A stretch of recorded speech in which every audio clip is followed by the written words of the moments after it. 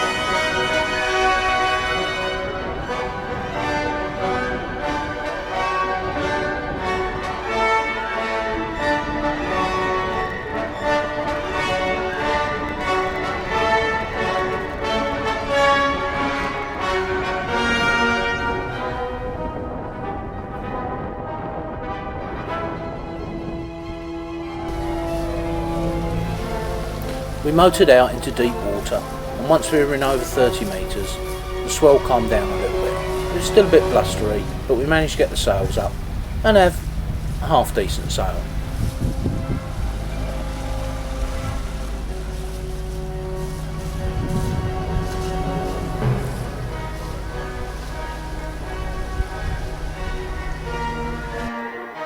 We headed across Almerimar Bay to a small anchorage at San Jose, and we've done all the jokes about that. We took the dinghy, went into the marina, take the puppies for a walk and have an arrival beer.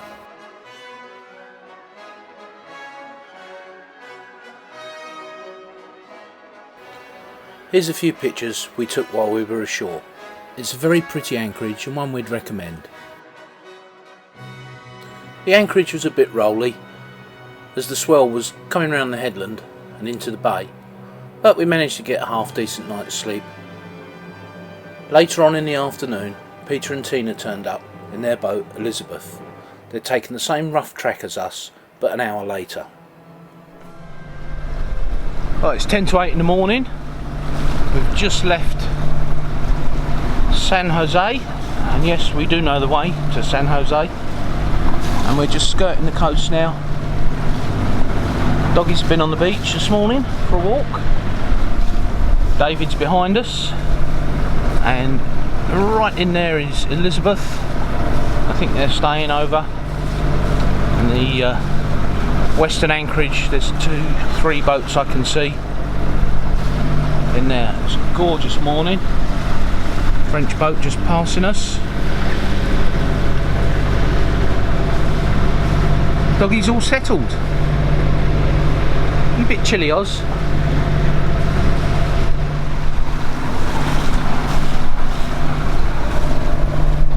Yeah, lovely place. Another beautiful anchorage in the Mediterranean. Thanks for having us, San Jose. Our next stop was going to be at a small anchorage near Hornillo. You can anchor either side of a headland here, either at Aquilia or Hornillo.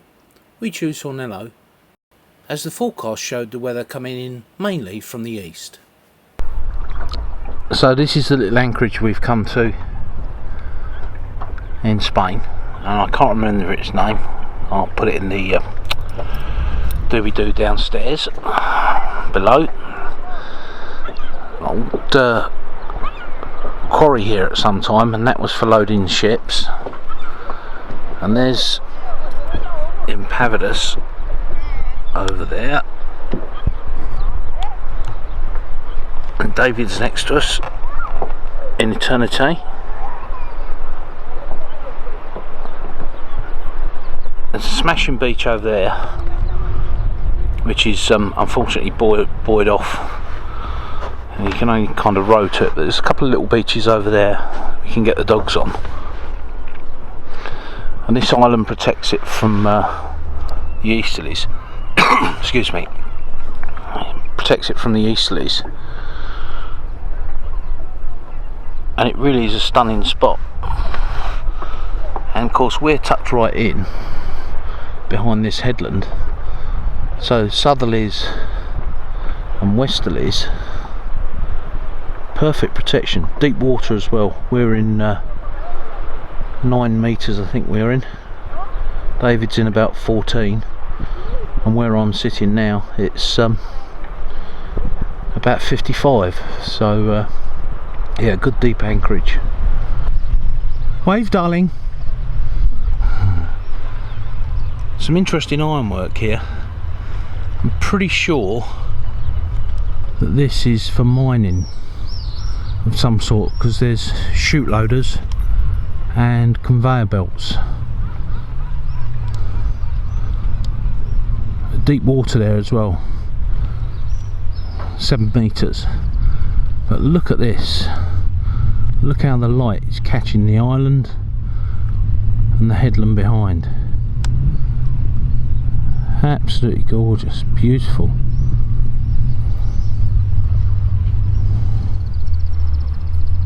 Lovely, lovely, lovely.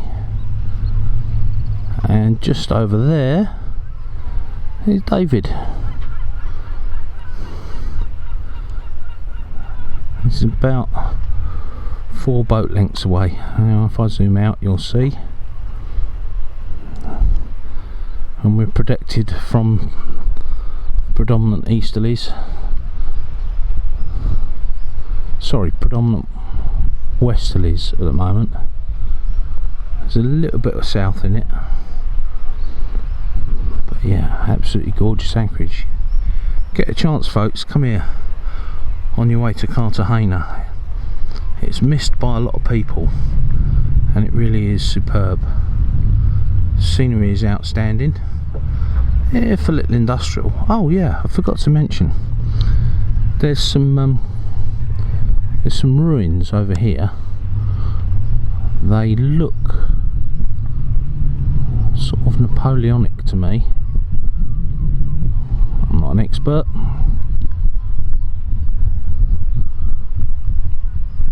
but we need to find out what the history of those is.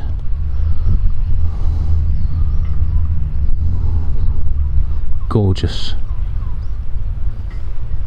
And earlier today the kids were tombstoning off the top of the ironwork up there. They were climbing down those chutes and jumping onto the water, into the water on the far side, having great fun. You can't wrap kids in a bubble.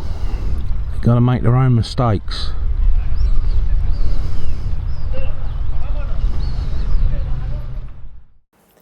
We left Hornielo and sailed on our way to Cartagena. By the time we got to Cartagena it was quite windy. The berth we'd been allotted was alongside the main quay. We decided to turn the boat round and reverse her in so that we could drive against the wind into the berth, using both the bow thruster and vectored thrust across the rudder.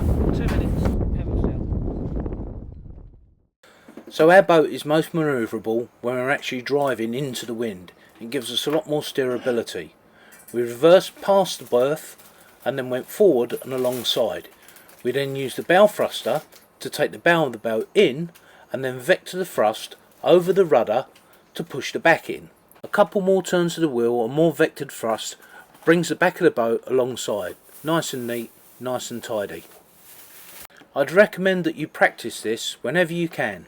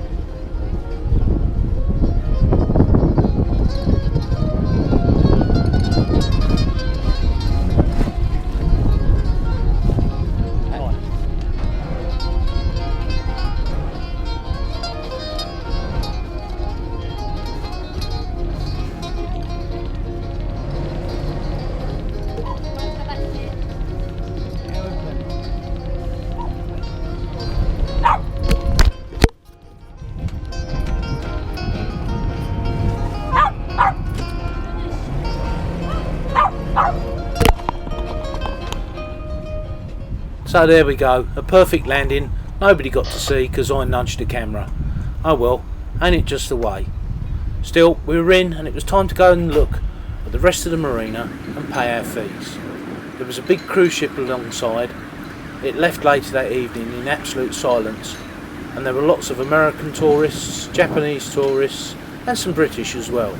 There was even an Australian couple who said they recognised part of our ensign but not all of it. So the pilot boats are just over the road from us, or just over the water, and they're in and out all day long. But the guys are really good. They keep the speed down with hardly any wash, and that's a little tight spot we're into. It's actually not that tight. We've got about 6 foot in front and about 5 foot behind us. It had been really warm that day, so the next day we got up early and went up to the amphitheatre, taking the dogs with us. They had a good long walk around the Roman ruins and eventually up onto the top of the hill. We didn't realise at the time that there's not actually a need for you to walk up there, but more about that later.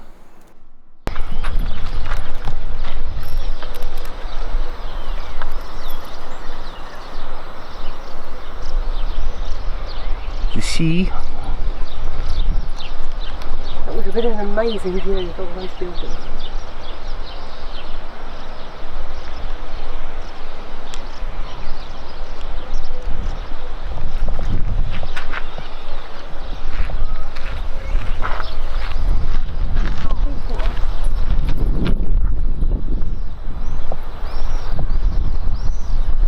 Windmill. Does it say when it dates from?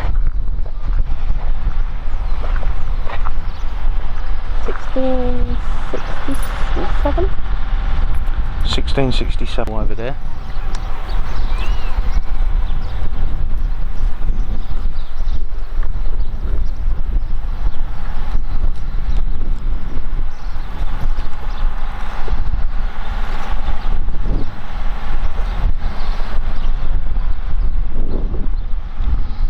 Yeah, it'll look nice when it's finished.